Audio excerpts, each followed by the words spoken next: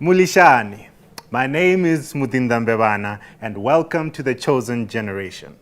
Karabo Mukwena, Uyinene, Tsegofatsopule, just names of a few ladies that have left us prematurely. And what was their crime? To be born in a specific gender. Today we put crosshairs on gender-based violence.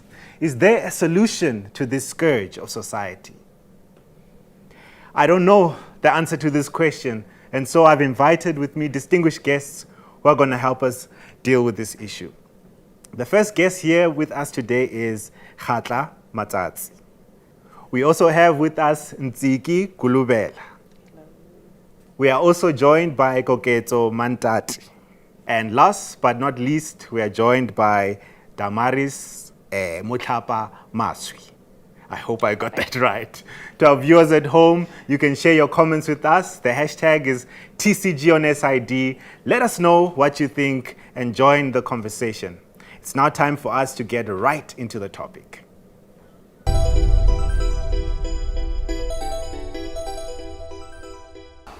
Okay, so basically what needs to be done firstly is to also acknowledge that men suffer from gender-based violence as well.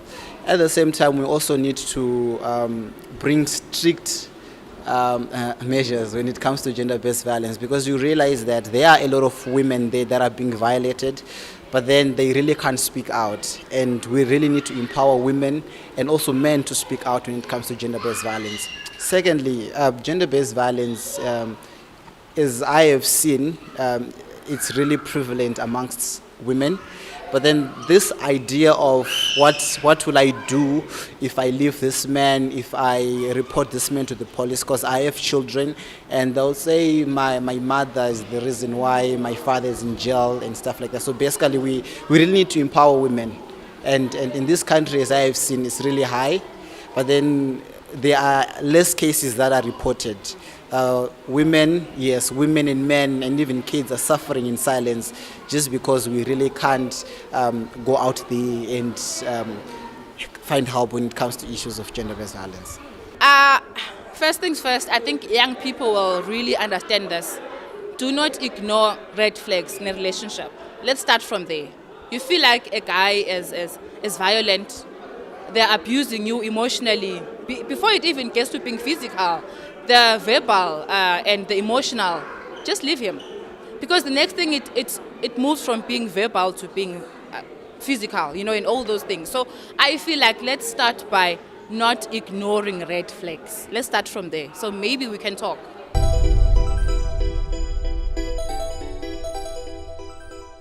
Right. I want to start with you, Kokecho. Maybe let's start here, Kokecho. What is gender-based violence? How would you define that? Okay, gender-based violence is a violation of women's rights, and it's actually a barrier when it comes to gender equality. And as a result, us as a society or community, we are unable to move forward because of it, because men are more viewed with power and then women are suppressed. Okay, that's interesting. Does it happen the other way around, where it's a man who has been abused by a woman? Even the definition, does it consider that? Okay, unfortunately, I can put it like this. Most of our cases, it's women. Okay. I can say 98% of cases, when it comes to gender-based violence, it's women. So when it comes to men, it's a bit less. Okay. Yes. Then it's right for us to put more focus on the women. I think I should bring in Matsatsi here, Khatla. What do you think? Or rather, you are part of an organization. I didn't say in the beginning. POA, I think it is, what's the acronym? People Opposing Women and Abuse. Oh, wonderful. Right. What do you do? What's your work? What's your role? What is your service to the society? Okay, POA as an organization, what we do is that we empower and educate the society, or should I say the victims of gender-based violence. We give them a safe and secure space, and the roles that we actually do is that we offer legal services to our victims. We give we offer support legally, and educate our victims on the kind of information that they can actually get, because you find that most of the victims don't even know where to go or where to start about everything. So they become so confused, and while as giving them counseling at the same time. That's a powerful service that you're offering. Nsiki, perhaps when I started in the introduction, I mentioned some of the popular stories, and we all know, we've seen the stories in the media. What are some of the other stories that you see in your consultation room when people come? What are they presenting? What are they telling you about their experiences? It's a lot, but you find one would come to the office presenting that I'm dealing with somebody who has many personalities. One minute he's happy, and the next I'm totally wrong for doing whatever I need to get instructions to do things. Yeah, so it's very challenging and confusing at a point whereby if somebody doesn't understand, if maybe somebody that is in a relationship with has a mental disorder of some sort, it's not easy to even identify that that person has a problem. Wow, okay, that's interesting. Perhaps, Damaris, I should bring you in. Do you perhaps think that the reason for this scourge could be a mental health issue? Do you think that there is a mental health aspect somehow in this situation? Ntiki mentioned that someone is coming in saying, I don't know which person I'm going to meet tonight. Do you perhaps think there could be a mental health aspect to the problem that we are facing? Yes, I think definitely it does, because the stresses are caused by the psychosocial things, like psychosocial factors when you do interact with people. So psychosocial factors, like we indicated, it can be finances, it can be workplace stress, it can be family-related issues. So whatever that it is the person is going through might take their frustrations to their partners when they get home, or to their kids or anyone else who is there, who is available to take frustrations on. So I can say it does get into the mental health related issues, because if I come from wherever I come from and things didn't go the way, obviously my thinking is affected.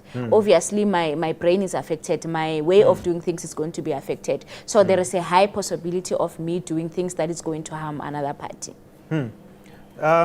Maybe I should bring this up. Not everybody who's got mental health issues commits such gruesome crimes. Yes. Do we then excuse people who come with mental health and they say, no, I wasn't myself, I was, is that an excuse that we can use? No, not at all. Because if you are saying, I think I had depression, that's why I need to heaven. No, we don't promote that. Because if you have depression, then you must get professional help. Okay. You can't be taking it on someone else. You can't be going around beating people to say, because I have bipolar, there is nothing you have to do about it. No, you have to deal with your mental health issues so that you don't affect those around you. That's unfair.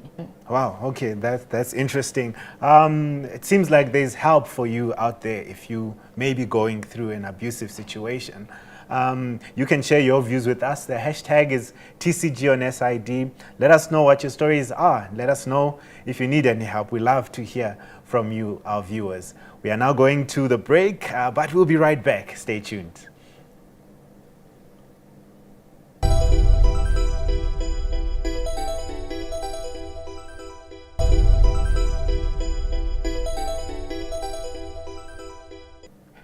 Welcome back to The Chosen Generation. We are still talking about gender-based violence. We love hearing from you, so speak to us. The hashtag is TCG on SID. Share your story with us and let us know what you think. Now, back to the question at hand, or the conversation. I'd like to bring you in, Damaris. Maybe let's look at it from the angle of the abuser.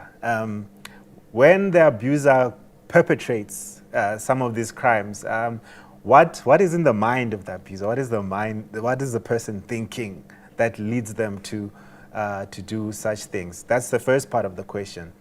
But then we also have to look at the experience of the victim. What is the victim thinking while this thing is being, or this abuse is being perpetrated upon them? Okay, I hear you are saying, what is it that they are thinking? Yes. I cannot really say I know exactly what they're thinking, Yes. but like I explained from the psychological point of view, it can be that there is a lot going on in that person's thinking. So by that time, it can be a lot of stressors that can lead to whatever that has happened. But remember, the perpetrator also, they want to take out the void they're feeling.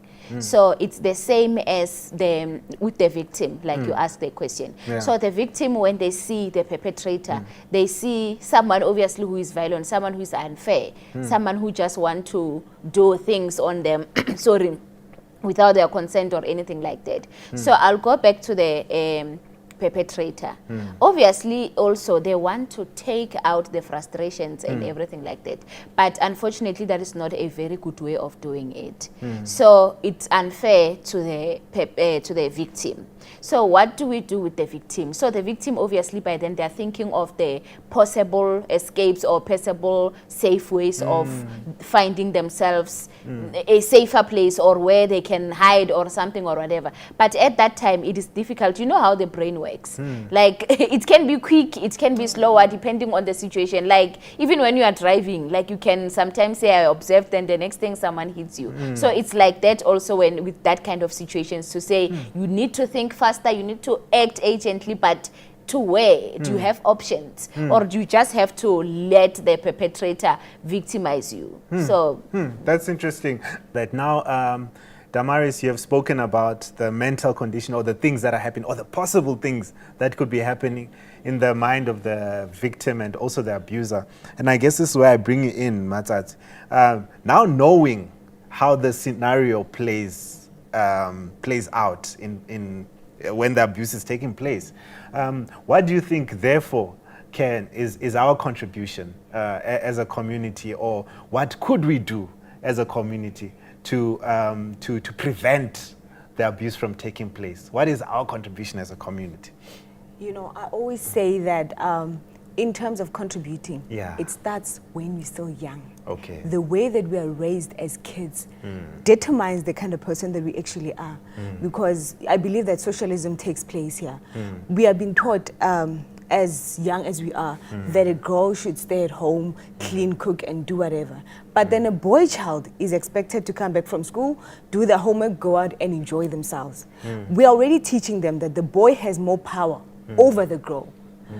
That boy grows up later on, becomes a man, meets up a lady that comes from a very strong, bolded family. That's where the problem begins, because the boy is used to a girl being submissive to them. You understand? So by then, that's when the abuse begins. When the lady speaks out, she then becomes what? Disobedient. Ah, okay. The abuse begins. So I believe that it starts from when we're still young. You know, kids, the way we raise them, we should be careful of the kind of things we feed them and the way we grow them.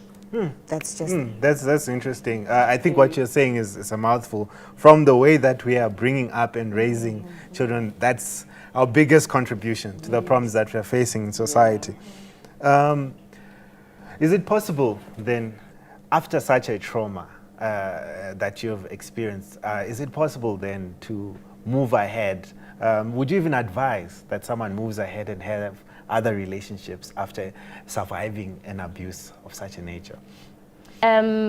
Sometimes in life, obviously you need the next person who will obviously be your partner. Okay. And when you're from that kind of a relationship, and now you're afraid of entering in another relationship because of your past experiences and the trauma that you experienced, what one should do boldly, you need from the word go.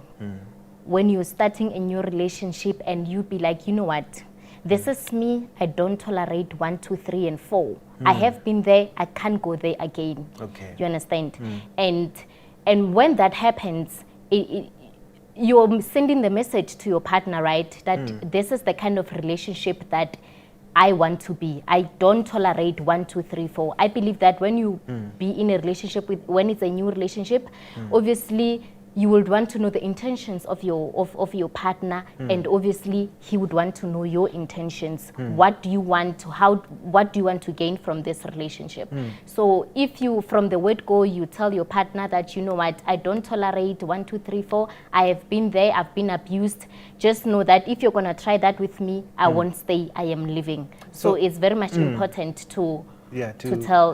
Do you think there are any signs that one can look for to see if maybe I'm with a possible abuser? What are some of the things that you think, is it even possible to know that a person can be an abuser? It's possible, because there are always red flags, Okay. you know, and communication is very much important. The way the person interacts with you, you must be very careful. You understand? If the person is someone that the person can just lose a temper out of nowhere, and then he starts shouting, and then after a while the person comes, I am sorry. You need to be very careful of that kind of a person, because you might be even dealing with someone with a lot of personalities. You understand? Someone who is having mood swings.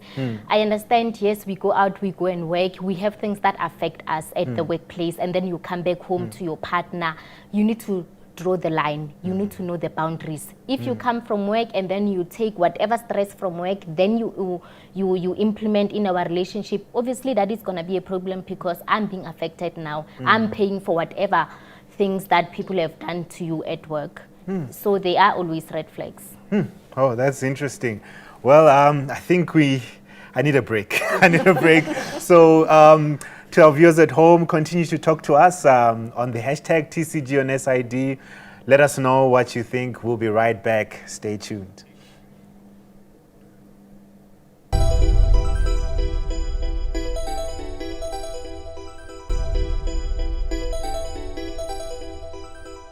Welcome back to The Chosen Generation. We are still talking about gender-based violence. Again, we encourage you to share your views with us. The hashtag TCG on SID. Let us know what you think. Back to the conversation. I'd like to bring you in here, Kokecho. Before the break, you were talking about some of the signs that can cause this. And I guess one of the things that we tell ourselves is, he just shouted, he just swore, he didn't really hit me, or stuff like. We tell ourselves, is it important for us to sort of weigh the type of abuse and say, this one I can stand for, that one I cannot stand for? Where do we draw the line? Okay. You know what? Abuse is abuse. Okay. We can't try to shade it or try to run away from it. And I can give you an example that sometimes it happens that your partner can verbally abuse you. You understand? And then let me say you use a certain weight. You understand? And then you feel that this is the first time he says something like this to me. So you must be conscious from there, because after that it might be verbal and it goes where? To physical. So it's very much important that you be very careful when it comes to that. When the abuser says something that you don't like, you need to be okay, what is going to happen next, because you don't know what this person is thinking. So yes, it is possible that someone can abuse you verbally. And after the verbal, then that's when the action comes in. And then you're in it, and it goes on and on and on. Yeah, wow. Maybe I should bring you in here, Matsat. Do you think there's a manipulative element to abusers in the way that they do things? You know, either you blame victims, bring presents after hitting somebody, or, you know, justifying their behavior. But if you do not speak to me that way, I would not have done this, you know. Is there that level of manipulation? Definitely there is, because you find that in most cases, what they do, they try and make the victims feel as if they are the ones that are wrong. You made me do this. That's the reason I did that. And And like you said, they like to buy gifts, make you feel as if you're important for that moment, but they know what they did is wrong. Yes. Wow. What do you think? What do you think we can? how can we go beyond that? Do you then say, "I like the gifts," or how do you decide what is more important, the gifts or the relationship? How does a woman work those things out in their mind? You know, there's that element of I want to be loved. Okay. That's the problem. We as women, we want to be loved. We want to feel love. And we feel that the minute he brings those things, gosh, he sweeps me off my feet. You understand? Yes. Then I can forget what he has done. Yes. Oh, wow. Okay. Ma'am Tsiki, I think after what has been said, there is definitely a need for education. How do you think we can educate our communities about gender-based violence? Yeah, okay. One, we listen. With us, we listen to the clients that comes to us. Okay. And that's where we pick up the most topics to pick when you say you have a support group. Let's say we have a support group of ladies. Okay. To say, let's talk, because we have faced maybe different abuses from the childhood up until this age. And that's where you learn this has this problem, this has this problem. Then together with the community, that's where you come up with solutions to say, let's go out more, let's distribute pamphlets, and let's teach the community and churches to be less judgmental towards us as people who faces abuse and stay. Okay. You see, sometimes we need to empathize with these people and not judge them because of maybe I'm from Lesotho and I was here to look for a job and I met you and after a while you changed for me and you started abusing me. I don't have anybody that I know here. I only know you. Oh, wow. You understand? And where do I go? Yeah. If I don't get pamphlets that are going to tell me with the services of power or any NGO that is offering services like Power does, where will I go? I'm stuck by you. I'm at your mercy at most points. Exactly. I think Damaris, she brings up a very important point, that one of the strategies is to isolate you from your support structure so that they can do whatever they want. How does someone get out of that rut of being stuck to dependent upon that person so that you're unable to escape? Okay, that is a psychological issue. It's more on attachment issues, being dependent on certain people or certain things. So for that, we do offer therapeutic interventions to deal with such things. And like she mentioned, that sometimes you don't have anywhere to go. Sometimes I'm stuck with you. I don't know anyone around here. But from our professional point of view, we always say to the victims, you know the signs, the signs, you know what can happen, like you know this person. What are you doing? How are you helping the situation? So from our side, we are trying to make them see the red flags and help them escape from the red flags. We don't encourage them to say, like someone mentioned, I don't know if it's her or her, that sometimes you can see, but because of love, this person loves me. There is no way this person can love you and abuse you and, like she said, and say sorry after 2 hours. No, that is toxic. That is very toxic. So from our psychological point of view, we deal with such traits to say, you know this, but what are you doing? What are you doing with this? What are you doing with this situation? How are you helping us? Because psychology as well, we help you, but you must help yourself as well. If I come as a psychologist and say, but you knew the signs, what did you do? Nothing. Then how do I help you? It's going to be difficult. We do, but it's very challenging. And that is how we end the show. I'd like to take this moment to actually thank you for coming and availing yourselves to, deal with such an important issue in the society. Really, thank you so much. Much appreciated. And perhaps to our viewers at home, we'd like to thank you for allowing us into your space, and we hope to see you again in the following episodes that are to come. And perhaps a final word. You touch a woman, you touch the rock. And I am talking about the rock of ages, who is Jesus Christ. One of the most important things that we need to realize is that Jesus really cares. The other day in John chapter 8, self-righteous men were trying to stone a lady there, and he interposed and dealt with the situation. And my last word to you is, let us emulate Jesus, because he is the one who saves, who sanctifies and satisfies. And lastly, I would like to say, continue to chat with us. The hashtag is TCG on SID. Let us know what you think, and you can share your stories with us as well. Don't forget to subscribe to our channel. It is the SID Media on YouTube. We'd love to see you there also. Thank you so much for being with us in this episode, and we'll see you again next week. Goodbye.